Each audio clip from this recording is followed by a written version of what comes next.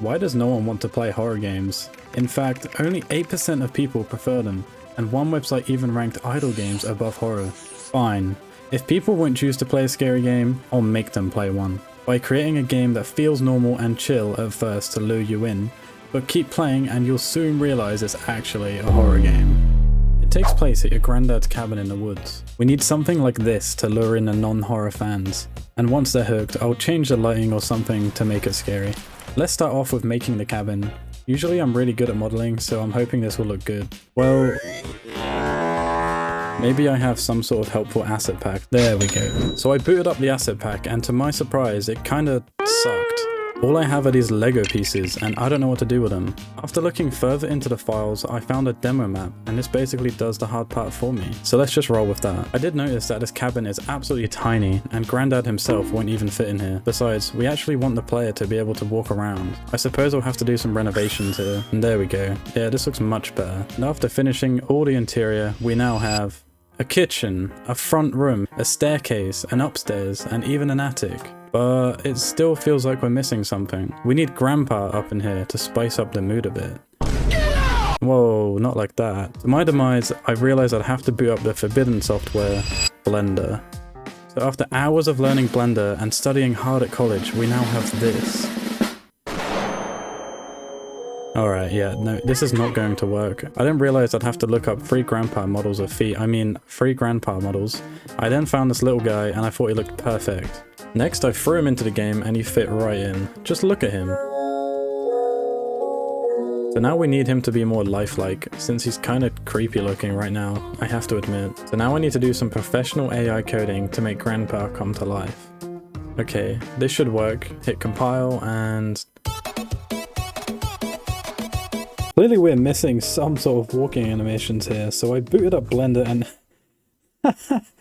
No, I didn't. Earlier in this video, I uninstalled Blender. So I booted up Mixamo and threw in Grandpa, and he may look like Slenderman, but after I saw him hit these moves, I just knew it was going to work without any issues whatsoever.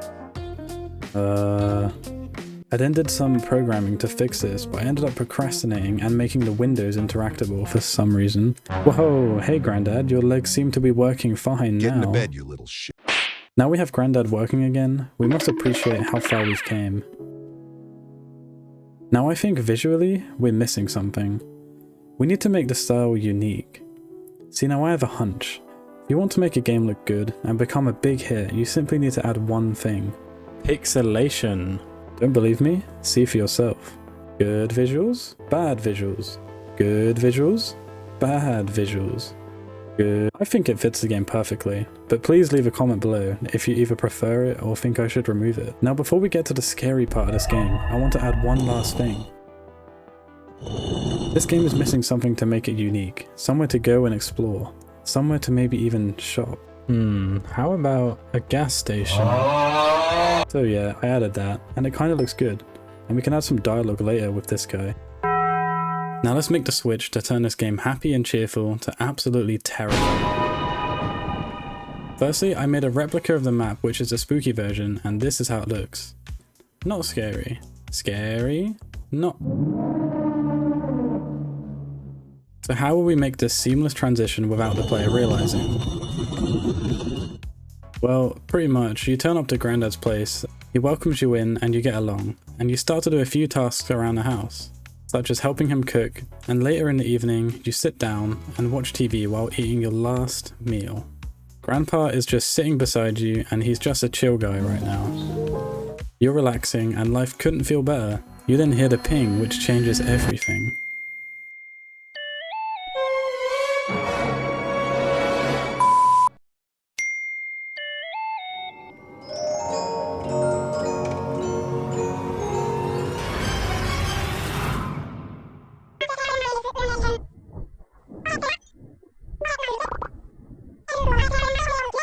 You get up and you go hide wherever you can to figure out what's going on. You get inside the nearest closet, but when you get back out, something just feels off. The house is almost pitch black, Grandpa is nowhere to be seen, and you're shivering all timbers.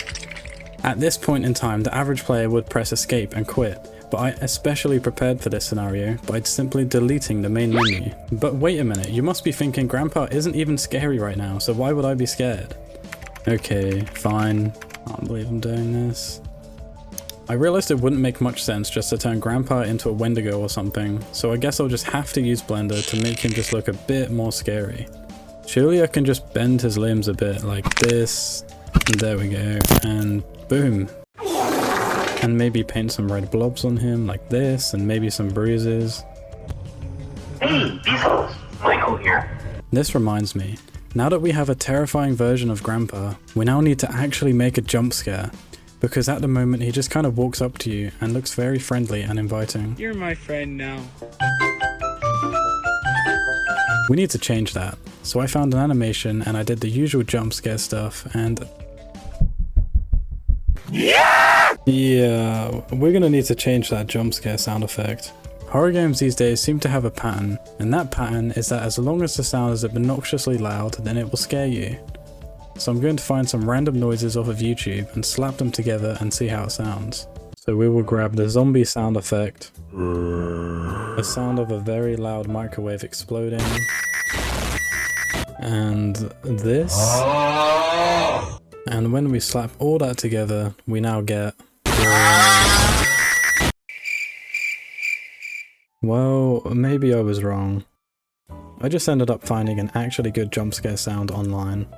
I then decided to add a 1 in 100 chance that he just starts climbing on the walls, because that is something in particular that always scared me about horror games / movies. I also thought it'd be a good idea to add a 1 in 1000 chance that he will do this.